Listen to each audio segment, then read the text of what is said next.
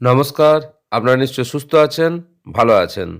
রাজ্যের শিক্ষক নিয়োগ দুর্নীতি এবং মামলার যে দীর্ঘ আইনি জটিলতা চলছে সুপ্রিম কোর্ট এবং হাইকোর্টে, এই জটিলতার মাঝেই যোগ্য শিক্ষকদের অর্থাৎ আনটেন্ডেড শিক্ষকদের জন্য অবশেষে কিছুটা স্বস্তির খবর মিলল।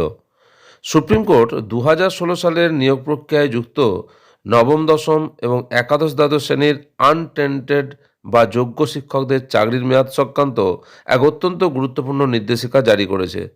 স্কুল সার্ভিস কমিশন অর্থাৎ এসএসসি এবং মধ্যশিক্ষা পর্ষদের করা মিসলেনিয়াস অ্যাপ্লিকেশনের ভিত্তিতে দেশের সর্বোচ্চ আদালত এই রায় প্রদান করেছে, যা হাজার হাজার শিক্ষক শিক্ষিকার কাছে এই মুহূর্তে অত্যন্ত গুরুত্বপূর্ণ।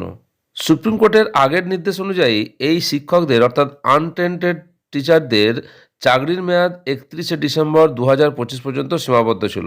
কিন্তু বর্তমান পরিস্থিতির কথা বিবেচনা করে এবং নতুন নির্দেশের মাধ্যমে এই সময়সীমা বাড়িয়ে ৩১শে আগস্ট ২০২৬ সাল পর্যন্ত করা হয়েছে।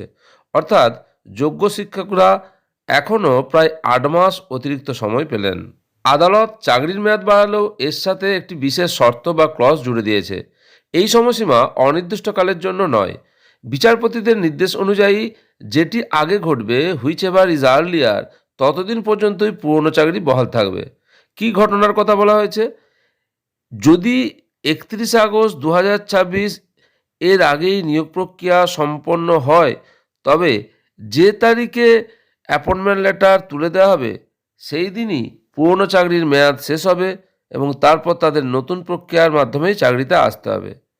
আর যদি নতুন নিয়োগ প্রক্রিয়া সম্পন্ন না হয়, তবে ৩১শে আগস্ট ২০২৬ পর্যন্ত এই সমস্ত শিক্ষক শিক্ষিকাদের চাকরি বহাল থাকবে। এই রায়ের সবচেয়ে উল্লেখযোগ্য দিক হল সুপ্রিম কোর্টের শব্দচয়ন।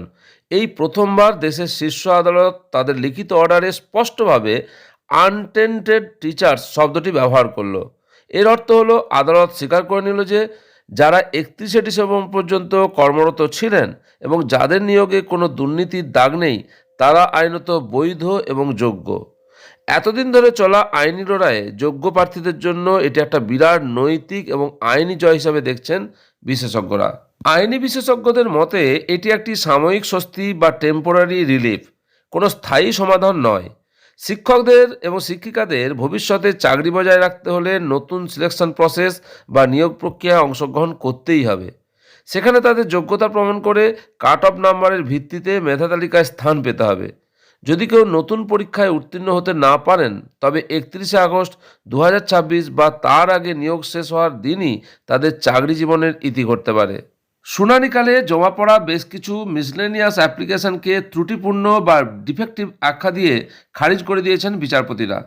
সব মিলিয়ে সুপ্রিম কোর্টের এই নির্দেশ যোগ্য শিক্ষকদের লড়াই করার জন্য বাড়তি সময় দিলেও তাদের ভবিষ্যতের চাবিকাঠি সেই নতুন নিয়োগ প্রক্রিয়ার ফলাফলের উপরেই ঝুলে রইল।